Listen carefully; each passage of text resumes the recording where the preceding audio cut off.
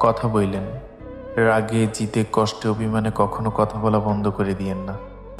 আমরা কতক্ষণ বাঁচব কেউ কি জানি? যার প্রতি ভীষণ অভিমান নিয়ে রাতে ঘুমাইতে গেলেন, সকালে উঠে দেখলেন মানুষটা আর নেই। রাতের ওই শীতল নীরবতাই ছিল আপনাদের শেষ কথা। বাকি জীবন গুম হবে বলেন? কত শত মানুষ আক্ষেপের নরকে পড়ে যাচ্ছে প্রতিদিন। কাছের মানুষটাকে শেষ কথাটা বলতে না পারার আক্ষেপ, কাছের মানুষটার শেষ কথাটা শুনতে না পারার আক্ষেপ। কথা পুষে রাইখেন না, বলে দিয়েন।